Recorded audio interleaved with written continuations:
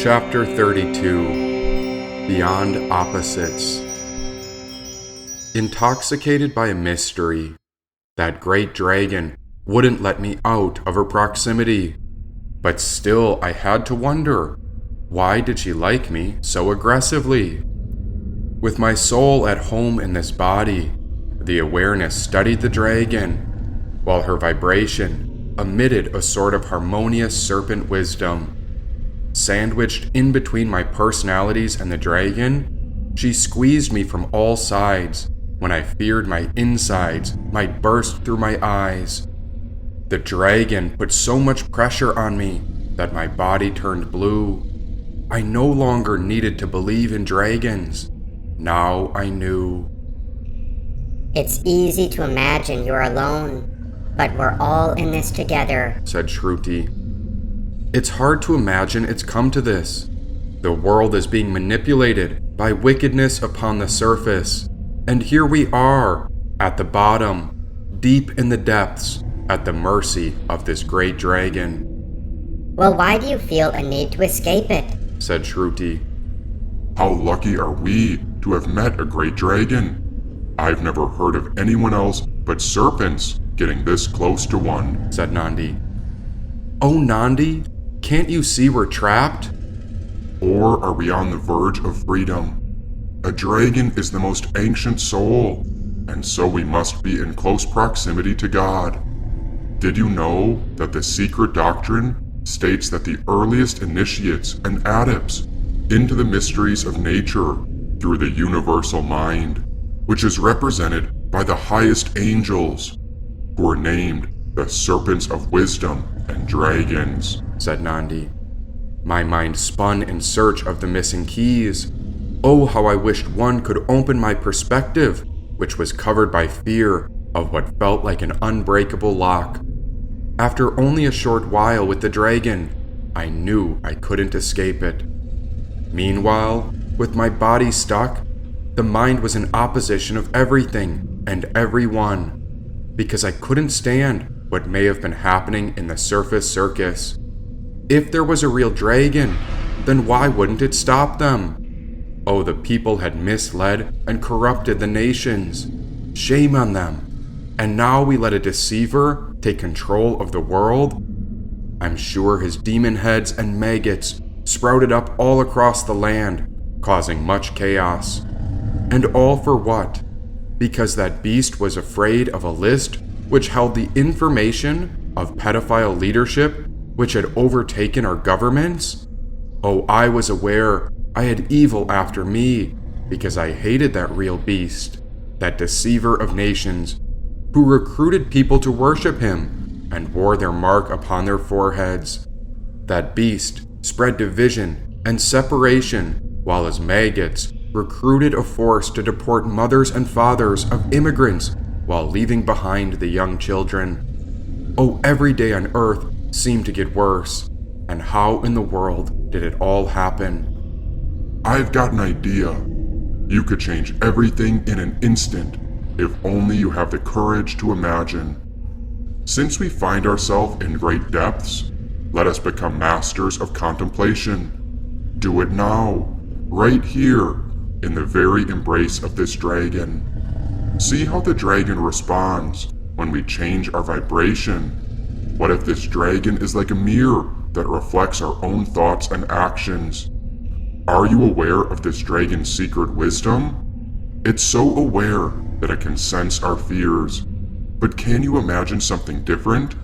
Contemplate why else we'd arrive to meet a dragon right here, said Nandi. It was a good question, but so hard to imagine. If life is a journey, and the body and mind are vehicles we travel with, then why is the world overwhelmed by wickedness? How come we can't get rid of it? Well, first of all, I imagined I'd need help if I was to survive all this. Now the dragon smiled as if she was my helper. And what if this dragon was not mean and old, but what if this dragon was a master of meditation? What if this dragon's ancient spirit had traveled beyond human civilizations? Then might such a dragon know a way to overcome the world's ignorance? At once the dragon began to loosen its grip. Then it winked and released me. I began to imagine that this dragon was like a mirror, or maybe like a hidden treasure chest that held many secrets. Either way, this dragon was connected to a great power because I was aware it could breathe fire. After many attempts to open my mind to the dragon, there was only one way deeper into contemplation. Through surrendering, there was no attempt to manipulate our mental situations, and only then did we let go and release our soul from such tension. From then on, there was a way to peace, relief, and restoration. After some time, the focus would drift, and I'd slip off into the unconscious imagination. Wherever the mind wandered, the dragon seemed to follow as we explored the depths and went on to imagine all sorts of things happening. Even though the dragon never spoke, its eyes would provide guidance, which allowed for a path into the correct instructions. This dragon was keen on observation, and she had a certain stare to show you how she cares. But still there was fear, because in her eyes was a source of an all-powerful fire. Go beyond opposites, said Shruti. Sure, that sounds nice. But what if we're trapped by the worst kind of demon? What are we to do if we're stuck for years, unable to evade such a dragon? Oh, what was Shruti saying? My mind got agitated when I considered there may be no hope for our future situation. Oh, but when I looked up at the great dragon, I couldn't hide my inner frustration, and so it opened its mouth wide right when I was about to let out my anger. With a quick change of pace, I spoke. Good morning. May all beings be happy and free. It seemed like my only choice to survive was to show this great mystery some sort of appreciation. Now what? I whispered. Go deeper into the imagination, said Nandi. Do you want to hear what Carl Jung said? Asked Shruti. Just then, I watched the dragon lick her snout. She looked very hungry. I didn't want to imagine what she dreamt of for lunch. When you succeed in awakening Kundalini so that it starts to move out of its mere potentiality, you start a world which is totally different from our world. It is the world of eternity, said Shruti. What are you saying? Tell him, Kundalini, said Shruti. Go on and create your new world.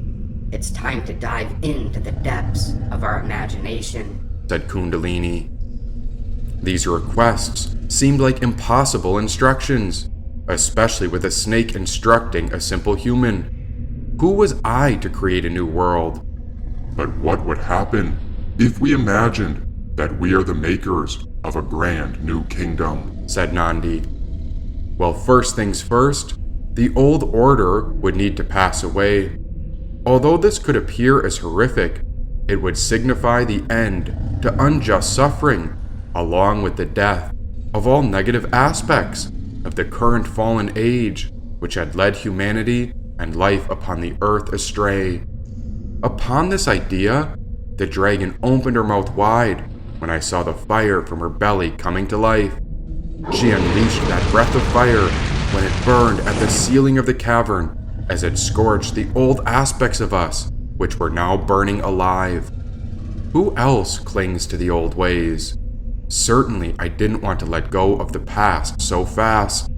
But as the dragon turned those patterns to ashes, it revealed something pure and bright under my skin at last.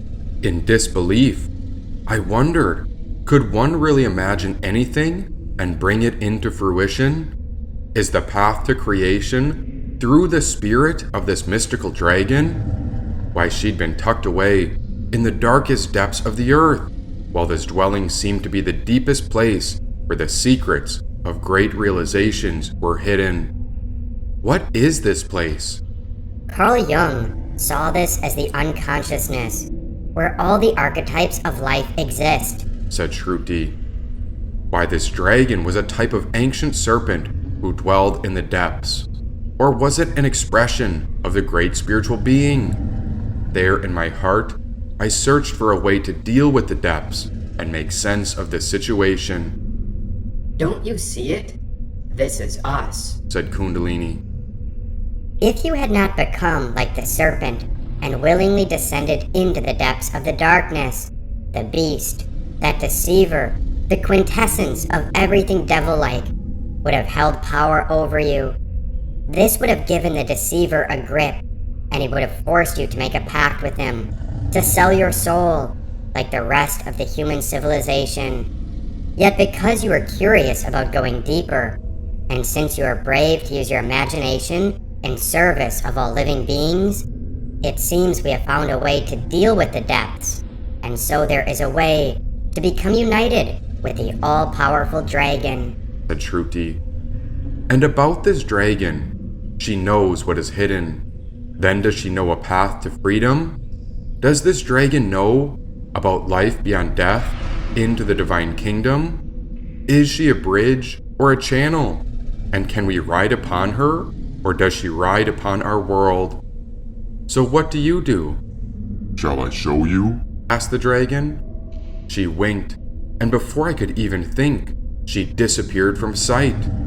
In pure silence, I watched the dragon evaporate into a smokeless fire when I noticed a tiny black and red butterfly flap its wings in flight. Who are you? A shapeshifter, she whispered. This butterfly held the spirit of the dragon, who was an ancient soul of the depths, yet without an explanation as to how it changed its features. What was this power that dwelled underneath our consciousness?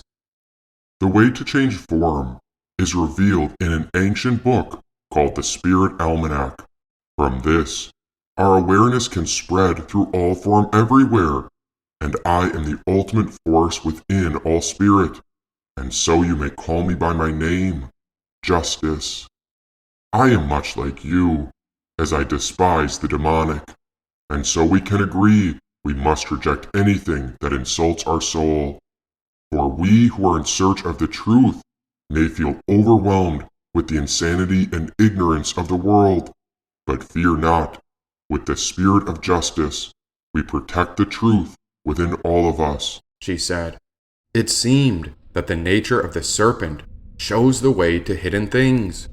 Before I could even imagine how much power she had, I watched her reclaim her dragon form when she covered me with her wings.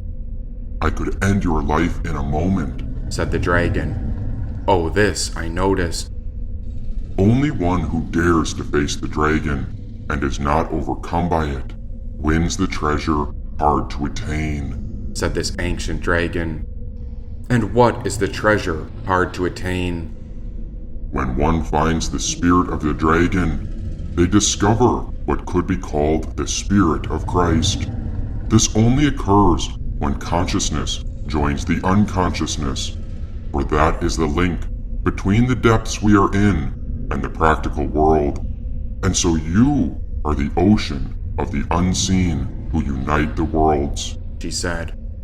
Then are you the most ancient spirit? The spirit of the depths comes in the form of a serpent, which is often seen as an adversary and a symbol of hostility. But the wise know I am a bridge that connects right and left, higher and lower, and through longing, which is needed in our life, I connect us beyond time into eternity. Humanity is so silly as they wish to rule the earth, but in time, even life upon the earth will end. It then becomes most wise to partner with the spirit of the depths so that the soul can move beyond the physical body's death, she said. So if you and I do not unite and join, then through the process of life, a dragon like you would break me. Time would break you into various parts.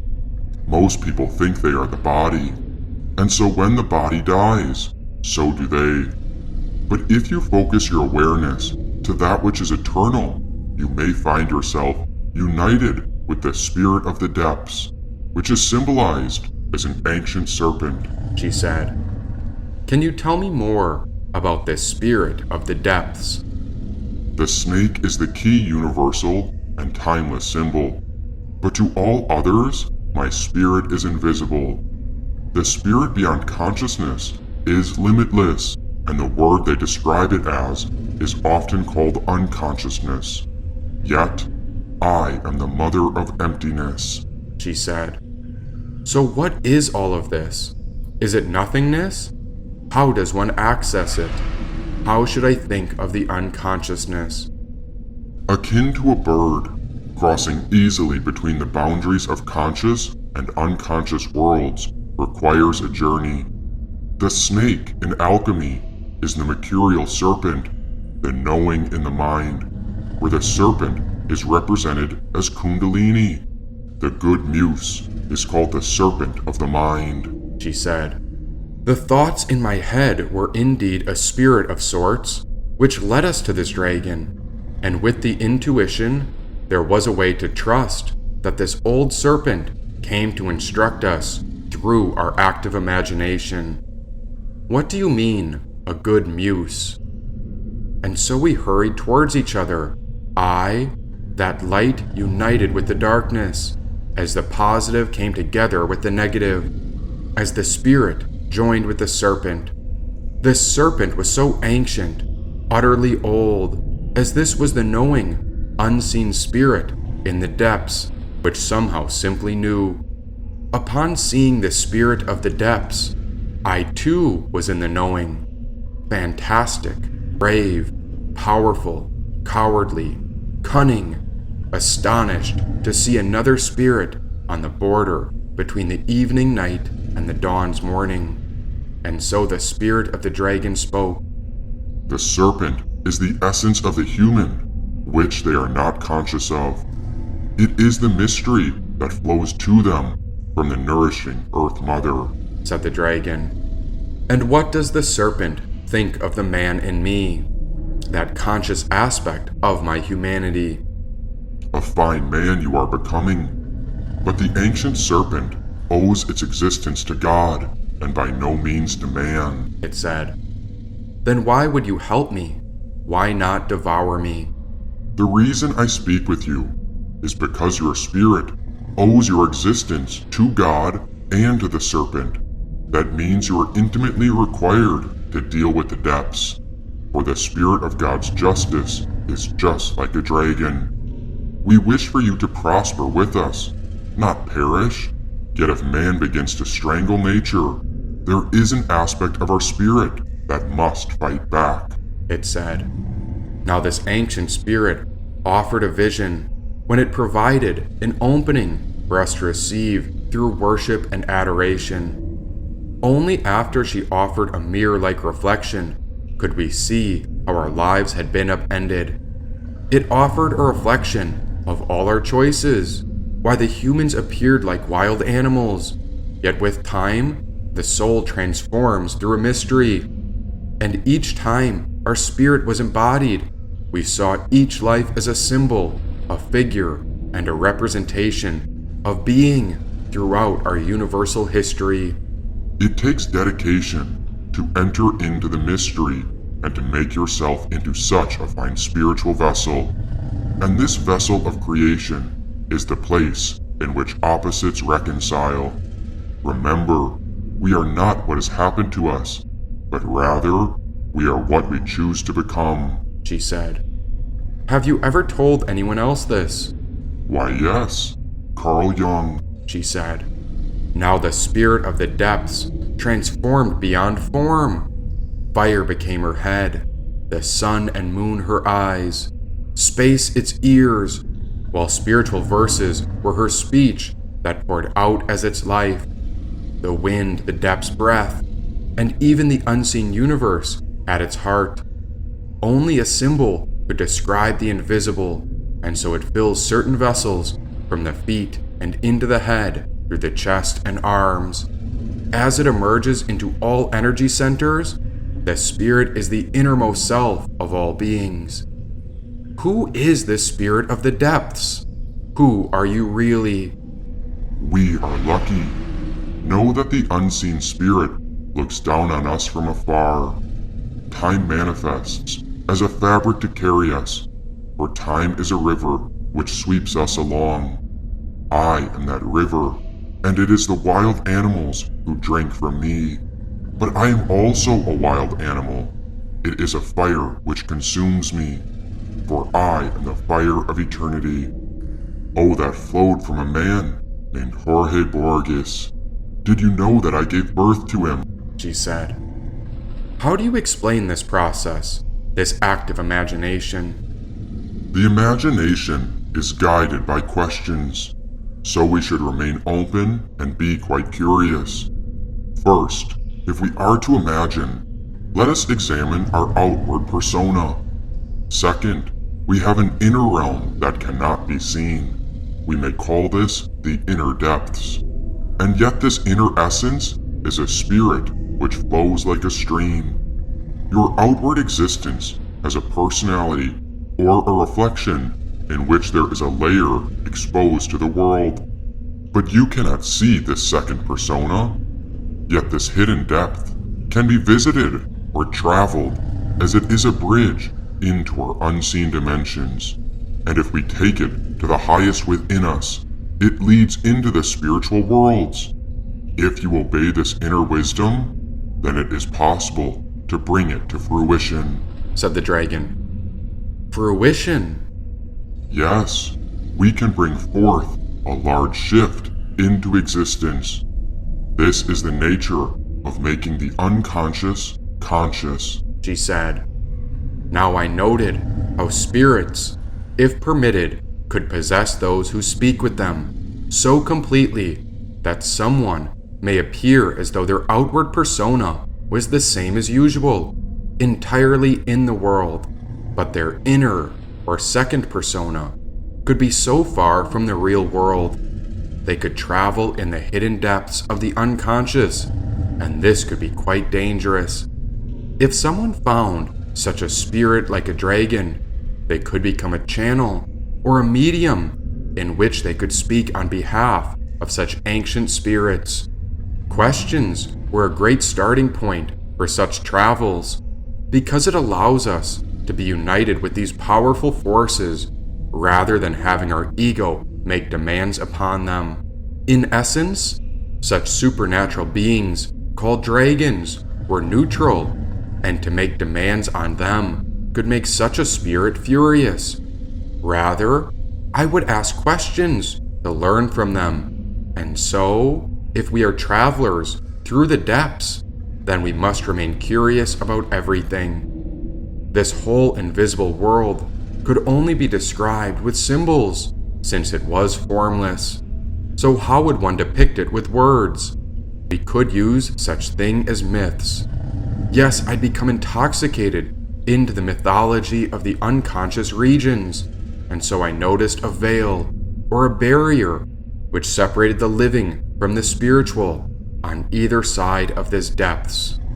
Something in me knew the dragon's existence deserved much reverence and respect, for she had seen it all, and so I bowed down to her.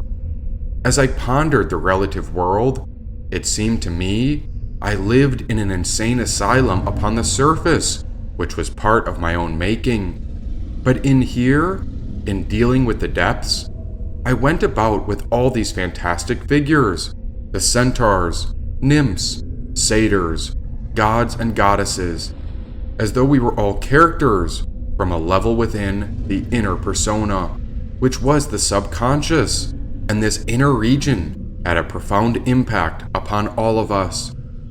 This depth realm could be traveled, and the way would require discipline, while another path requires the imagination. The spirit of the depths, that dragon, could be seen as bad, yet I knew she was a good muse. Still, I did not know what to make of the deceiver on the surface. Was he truly a wicked villain? And so I wondered how to make sense of the terrible beasts who roam throughout existence. Yes, you are wondering about what will happen to the world's wickedness. When we unite the consciousness and unconsciousness, we bring it into fruition. Take my almanac of spirits, use the mythic imagination, then translate the lessons so that we can expose what has become of the humans. She said. Am I dreaming? How should we make sense of all of this? Dreams are attempts to solve the individual's moral conflicts. It's how I can speak. In a human's life, upon 36, there may be a split. For time brings a soul to a critical moment, marking the beginning of the second half of life, when a mental transformation can occur. Without a myth, one could not find a way to make sense of the labyrinth of the unconsciousness, which is the pure will of spirit that some see as the ocean in its depths.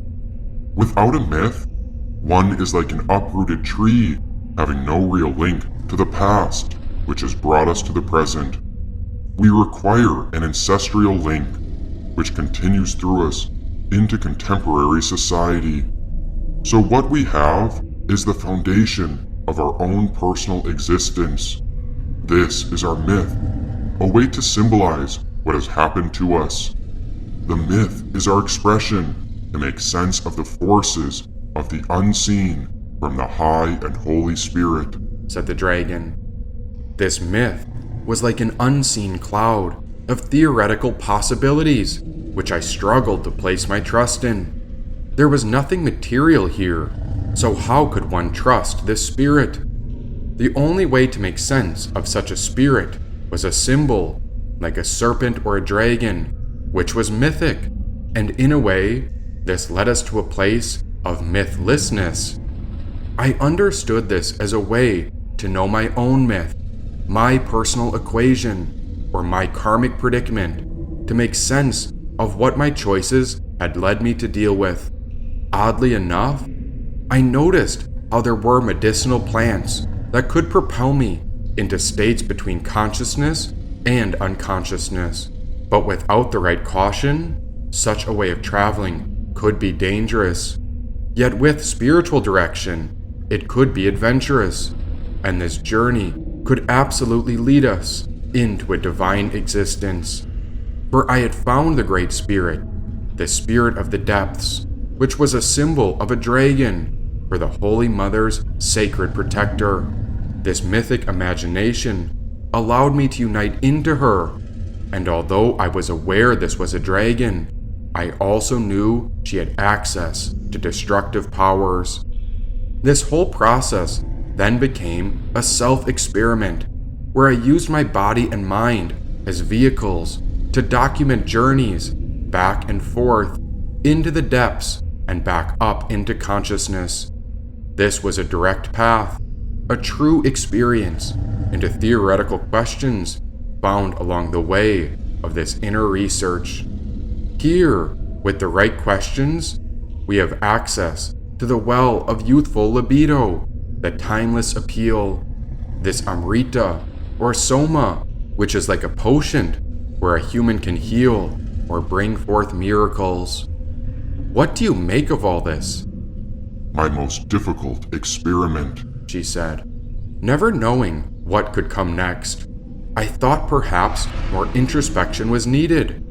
I devised such a boring method by fantasizing through the imagination until I sat up in the moment for a new contemplation. Without seeking anything in particular, I remained open into the invisible awareness as I tried to stay aware of how this inner space was intelligent yet also dangerous. In a way, the spirit of the depths would instruct us, but if we didn't obey it, it might get forceful instead. Yes, it taught me to relate with each spirit and where I am in regards to it. It taught me to let go of my delusions and opinions that I place upon this world. There I saw that the spirit of the depths had reached the goal which was hard to attain. She was the pure essence of spiritual wisdom. Oh, these words were felt, not seen, because in order to know that there is a divine nectar within existence, first we have to listen and tune into creation. In order to get closer to it, we have to take action. And the faster we take such action, the quicker we gain experience. And in time, one may find that the source of the best wisdom within the entire universe is within one's own intuition. Above all, we must try the best we can, because the depth of our life depends upon our own action.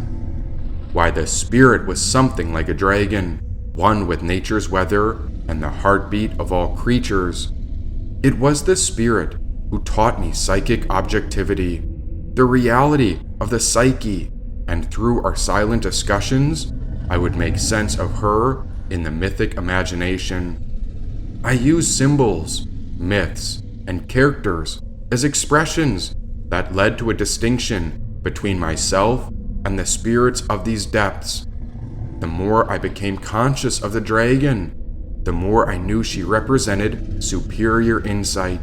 And so, in this sense, even though I was right here with her, she was even greater than all the creations within material existence. And I was like a copper wire. Without her current, then my usefulness would die and expire. And so I became in service of her, without ever truly knowing her infinite nature. She was invisible and unseen, silent without a spoken word. There I found a way to follow and remain curious about the deeper depths within her. Now the more I listened to the dragon, so too my human self became worried. Was I just avoiding real life and doing a schizophrenia, as some may say back in the day? Oh, if I had to prepare a discussion on schizophrenia, I'd be speaking of myself. Right as anything would happen in the unconscious depths, so I would see it rise out in our living situations. Wars and change gripped the world's nature as I saw it coming from the depths of our unconsciousness. This connection from the inner wisdom began to create links with the outward expression of reality. Sometimes I felt relief that there was a divine order, but it also brought forth despondency and grief. What looked like nonsense had sense. What seemed to be gripped by confusion had a link into clarity. And so it was all two sides of one coin. It was a revelation of polarities. And I, just like her copper wire, could transfer the energy of her spirit, where we would come together to produce invisible energy, something like electricity, or in this case, spirituality. This unseen power of her advancement mirrors the effects of spiritual wisdom.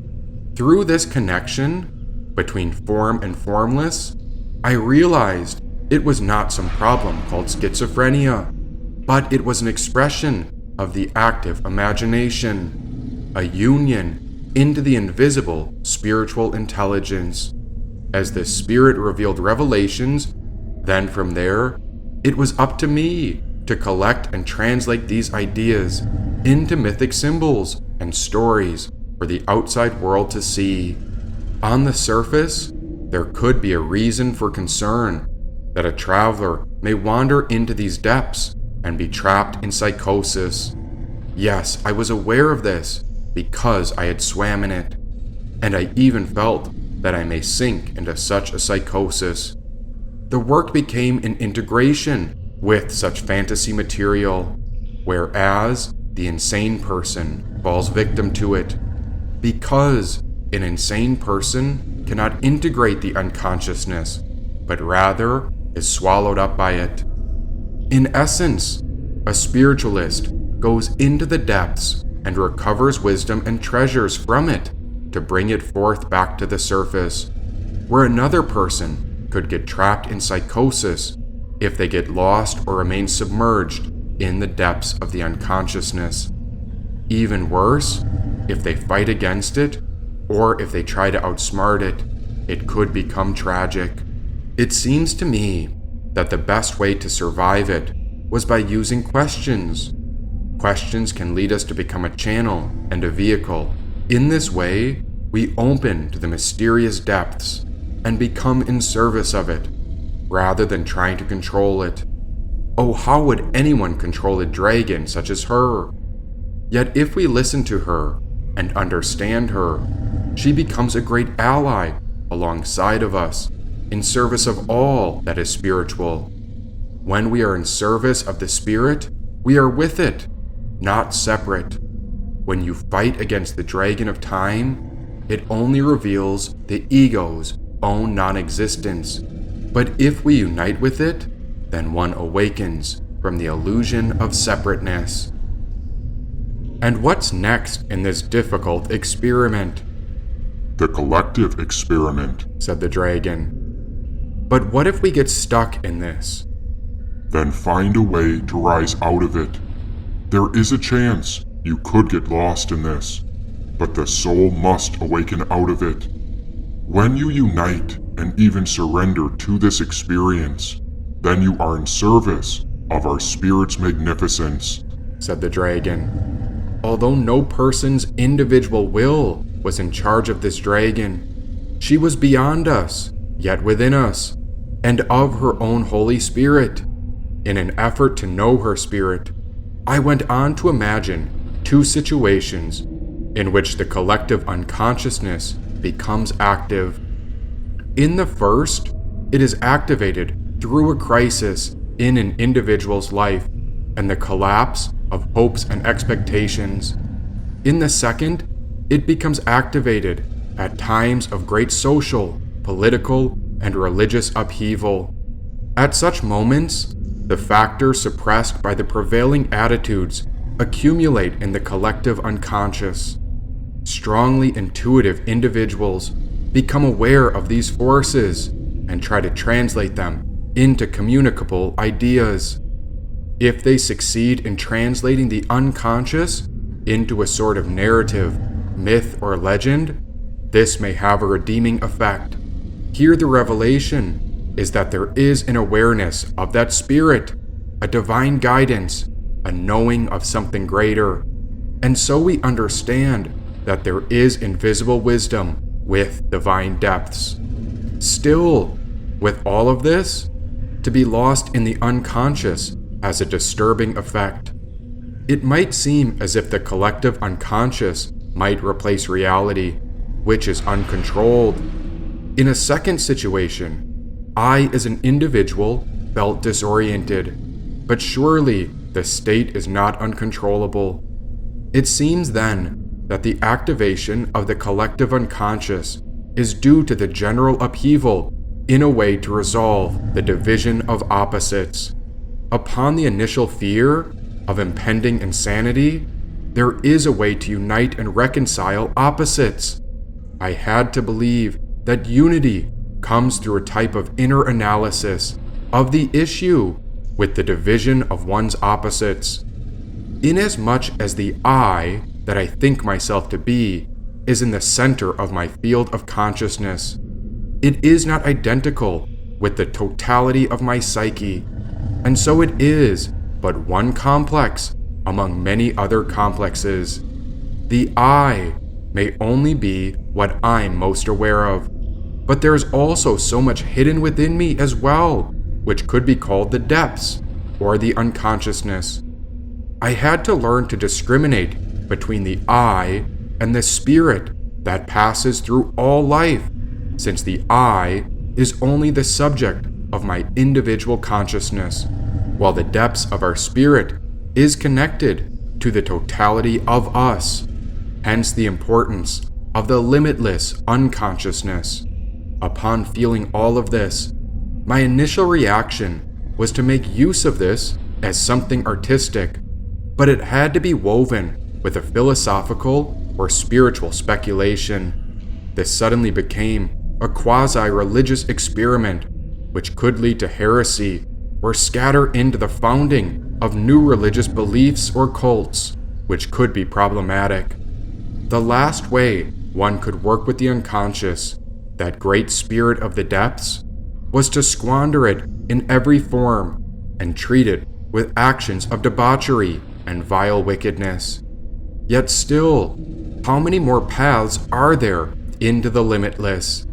It was all infinite, but my intuitive nature felt that the best path was to think in terms of the mythic. Sometimes, when I found myself at work in the depths of the unconsciousness, I would recall that this mythic viewpoint was from my view as an author's interpretation, but every so often, upon the right occasion, I would get seized by it. The spirit would reveal itself, such as the works of Goethe's Faust and Nietzsche's Zarathustra were like that, in which they sprung up from the collective unconscious. In such instances, the creative process consisted in the unconscious activation of an archetypal image. These archetypes realized in us a voice that was stronger than our own. Whomever spoke in primordial images speaks with 1,000 voices. One enthralls and overpowers. He transmutes our personal destiny into the destiny of mankind and evokes in us all those beneficent forces that have enabled humanity to find a refuge from every peril and to outlive the long night. An artist who produces such works educates the spirit of the age and compensates any one-sidedness of the present. It allows anyone to contemplate the spirit beyond and within us. I see such work as a way to challenge men and women to a new way of looking at the soul. In that way, it becomes a jewel one is giving to the world. A jewel. Yes, the treasure hard to attain. And I have an idea, since such jewels need protection. The best protection one could devise would be a way to incorporate the jewel itself as an exposition of the mythic forces that will attempt to destroy it.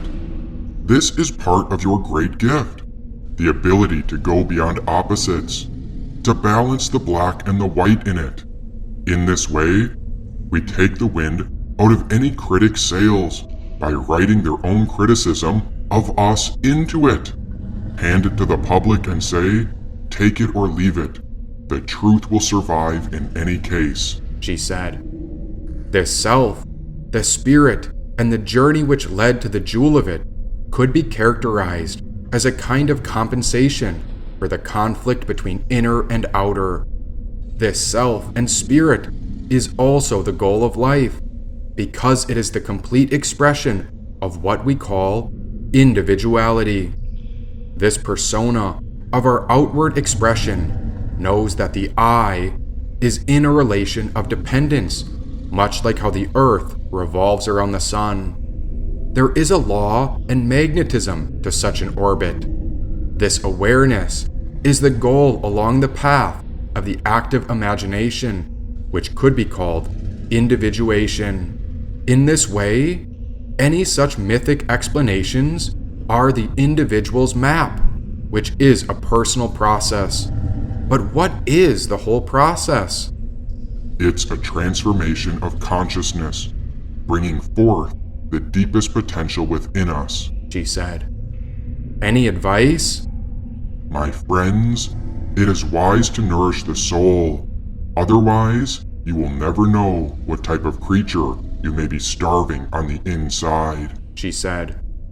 She disappeared from sight, and that dragon appeared no other than Smokeless Fire, who I knew as a shapeshifter.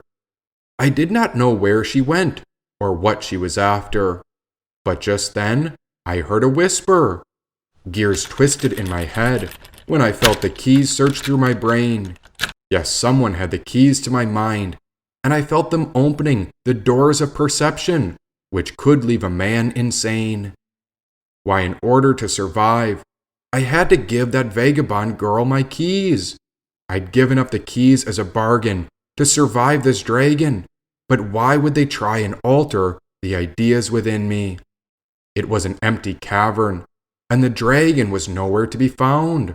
That's when I took a trek out through the deep tunnel, when I found myself at the Queen's Cauldron. The witches were perched over the railings in their camps. Some were arranged like birds' nests above. Some were dug into the ground below. and some were twisted and hidden in the middle. All these witches gazed on in silence. All 28 of the keys to my mind had been given away, and so I ran back to the dragon at the darkest point in the cavern. You know, Rumi once said, "Study me as much as you like, but you will not know me, for I differ in 100 ways from what you see me to be. Put yourself behind my eyes and see me as I see myself, for I have chosen to dwell in a place you cannot see," said the whisper of the dragon. I've always wondered about the persecuted ones. Why so few seem to take their side? What if life on Earth is a game of power? Hence why those pedophile rulers tried to buy up all the world's towers. But why don't they remember about what is hidden?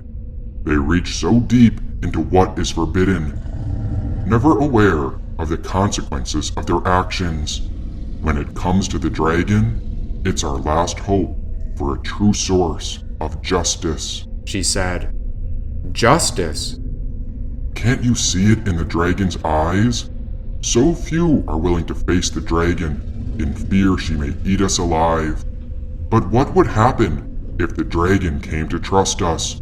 Maybe she'd become our greatest ally, she said. Right when I was ready to embrace the dragon, her inner eye gazed upon me when I heard her speak. Arise, awake, stop not until the goal is reached. This alerted my body to go off in search of the witchy women through the cavern, and the longer the search went on, the more my brain began burning. My mind felt like it was on fire, and I couldn't take it anymore. I drank whatever I could find to cool it off, and I dipped my head in cold water, but the fire drove my brain so crazy that I was nearly ready for war. That's when I smelled a fire in the distant cavern. As I got closer, my mind spewed delusions from all sides. As if I'd been given the crazy glasses, I couldn't see straight. I started to believe I'd been held captive from the inside. Just then I arrived, and I found the only witch awake. There was the humble woman in meditation, seated before a burning fire. And yet, she wasn't alone. There she held a child with no legs and arms. With my brain on fire, I could not even imagine the life of this young child, and the sight of him seemed to cut through my personal dread. Oh, there was so much suffering we had all felt. My mind snapped back to reality when the fire popped. Please give me the keys back. I need to be in control of my own life. Everything is going to be all right, she said, but I feel like my life's on fire. It makes sense, because that's the key part of this ritual. It burns away all the impurities, and so I wonder why purification forces us to understand the true intention behind our deepest desires. Do you see these flames? Look within them and discover what's being purified by the fire. I melted all 28 keys together so that your mind would be purified, said the humble girl. I felt the fire around my body as it burned up the impurities of my mind. Seated in a transient state, we waited until the golden keys were purified. The woman held her child while I sat in the fire as we embraced our world's suffering. It's hard to bear pain and misery because it makes us feel like we're breaking apart. But now I understand that such intense suffering reveals a miraculous power. It allows us to transform our minds and hearts. Rising up from my seat, I stepped closer to the flames to see the fire burn what was meant to die. All the 28 keys melted together, and now the keys to the mind were purified.